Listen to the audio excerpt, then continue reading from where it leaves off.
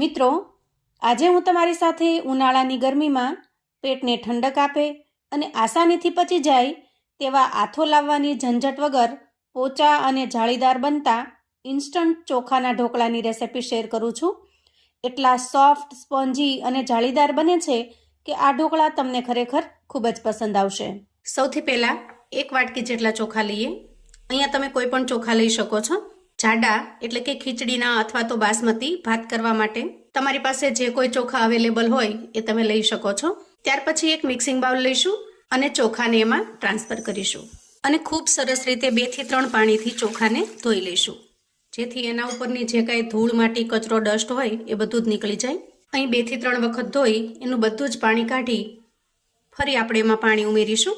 આ રીતે ચોખા ડૂબાડૂબ રહે એટલું પાણી ઉમેરવાનું છે. ચોખાને અંદાજે આપણે 2 કલાક જેવા પલાળી દેવાના છે, જેથી એનો દાણો એકદમ સરસ સોફ્ટ થઈ જશે. તો અહીંયા ચોખા પલાળવા માટે મેં નોર્મલ પાણી વાપરેલું છે. તમારે ઇન્સ્ટન્ટથી ખૂબ જ ઝડપથી જો ચોખા પલાળવા હોય તો થોડું હુંફાળું પાણી ઉમેરી દેવાનું, જેથી માત્ર અડધો કલાકની અંદર જ સરસ રીતે પલળીને તૈયાર થશે. તો ચોખાને પલળતા અંદાજે 2 કલાક જેટલો સમય લાગશે. અંદાજે 1.5 થી 2 કલાક પછી તો જુઓ, અહીંયા ચોખા ખૂબ સરસ રીતે પલળી ગયા છે અને આ રીતે હાથથી મેશ કરવાથી દાણા સરળતાથી તૂટી પણ જાય છે.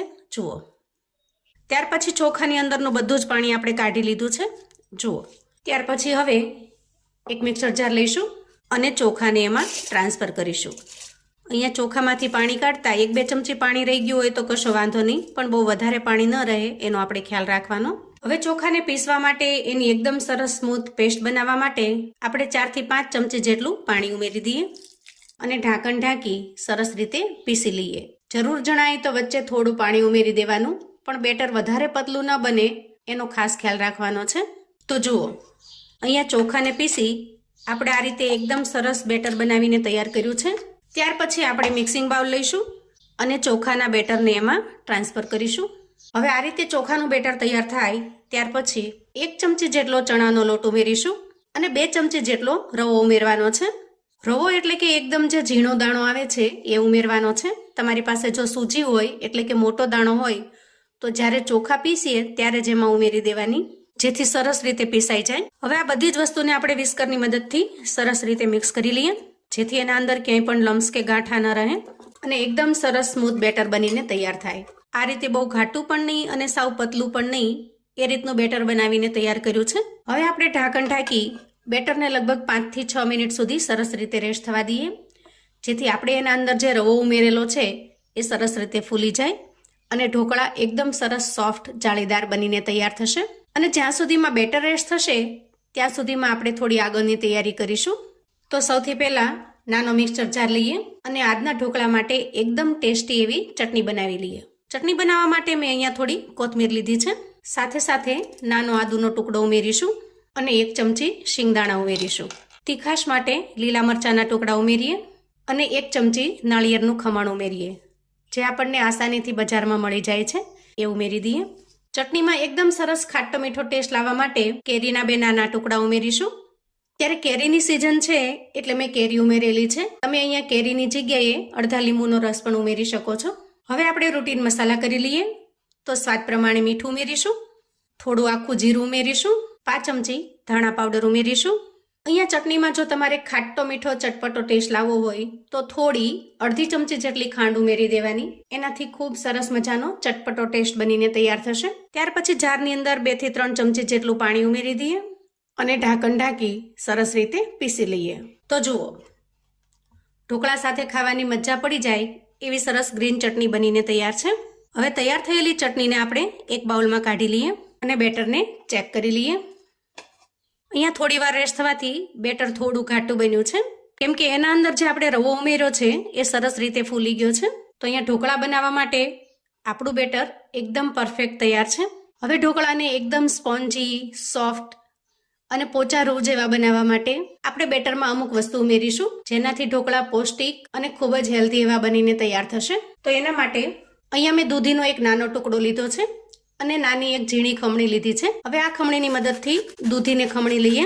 તો મિત્રો, ઢોકળા તો તમે ઘણી રીતે ખાધા હશે, પણ આ રીતે ચોખા અને દૂધીના ઢોકળા ખૂબ જ જાળીદાર, પોચા, સ્પોન્જી, એકદમ પૌષ્ટિક અને ટેસ્ટી બને છે. અહીંયા આપણે દૂધીનો નાનો ટુકડો ખમણીને બેટરમાં ઉમેરી દીધો છે.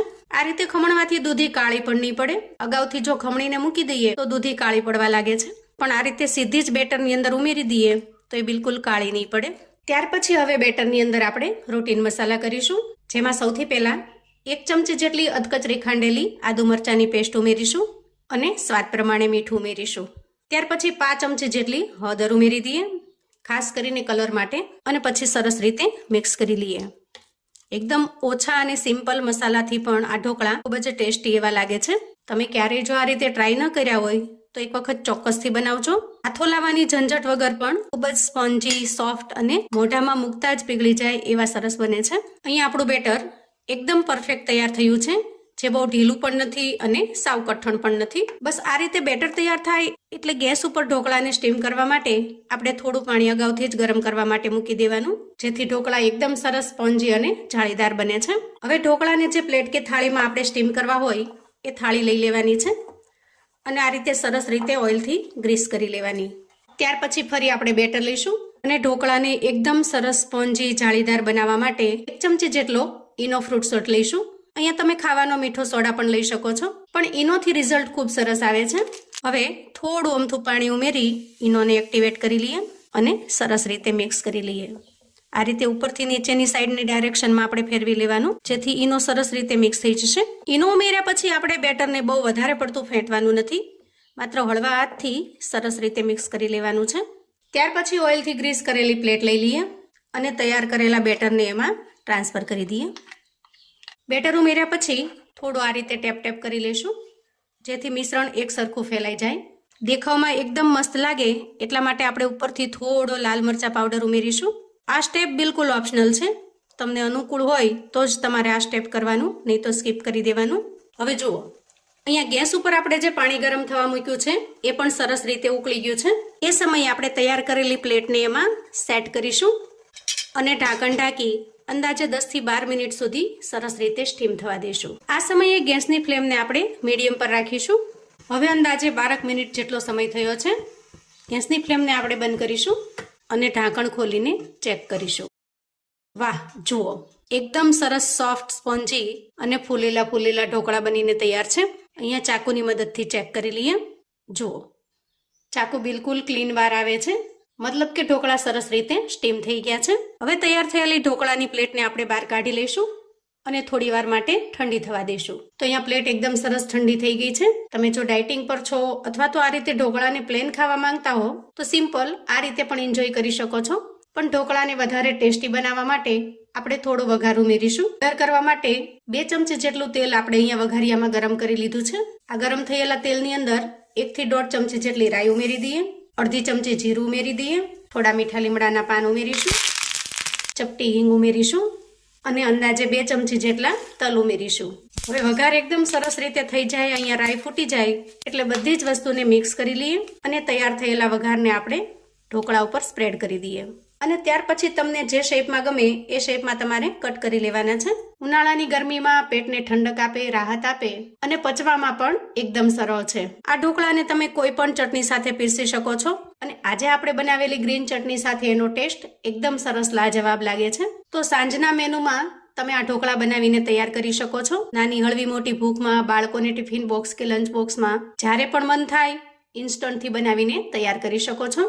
આવું અવનવું જાણવા માટે અને મને સપોર્ટ કરવા માટે ચેનલ પર જો તમે નવા છો તો પ્લીઝ ચેનલને સબસ્ક્રાઇબ કરજો. વિડીયો ગમે તો લાઈક અને શેર કરજો. તમારા સગા સંબંધી મિત્રોને પણ આપણા આજના દૂધી અને ચોખાથી બનાવેલા ઇન્સ્ટન્ટ ઢોકળાની રેસિપી ચોક્કસથી મોકલી આપજો, જેથી એ લોકો પણ બનાવીને તૈયાર કરી શકે, એન્જોય કરી શકે અને એના પરિવારને પીરસી શકે.